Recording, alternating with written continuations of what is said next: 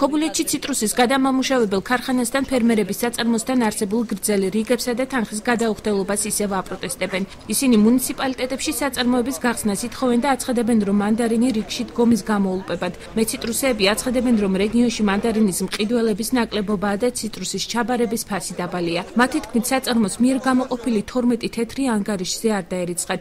აქციის მონაწილეებს ციტრუსის გადამამუშავებელი საწარმოს ხელმძღვანელი და აჭარის სოფლის მეურნეობის მინისტრი შეხვდნენ.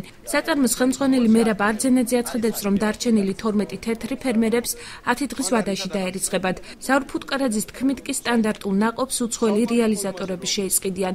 1 კილოგრამ მანდარინზე მეწარმეებს აჭარის მთავრობა 15 თეთრს დაამატებს. საურ ფუტკარაძე მოუწოდებს მოსახლეობას ცხელ ხაზზე დარეკონ და სამინისტროს მონაცემები მიაწოდონ. აქციაზე უფლებათა დამცველი თამაზ ბაკურიძე და ადგილობრივი არასამთავრობო ორგანიზაციების წარმომადგენლებიც იმყოფებოდნენ. ყველაზე მთავარი პრობლემა ისაა, რომ უნდა გაკეთდეს ასეთი დიდი საწარმოები.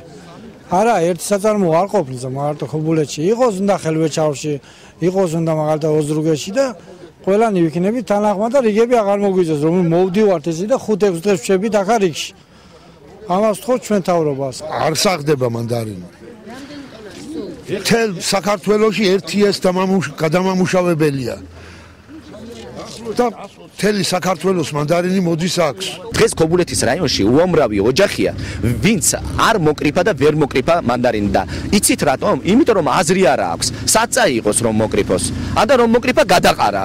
აი ამ ტრანსპორტირებას, ამ წაღებას აზრი არა აქვს, იმიტომ რომ რაც მანდარინის მოვლა პატრონობას თანხები სჭირდება, იმ თანხებს ის ვერ ასწორებს. აი ეს არის რეალობა. ეს უნდა გავიჭიროთ წელს რომ ამ რიგში ვიყოთ და რაც შეეხება მომავალში როგორც გითხარით უკვე ნარინჯი ამას დიდი წარმოდების არის და ვფიქრობთ უკვე ეხლავე დავიწყეთ ჩვენ მუშაობა დაწყებული გვაქვს იმაზე რომ ამუშავდეს სხვა საწარმოები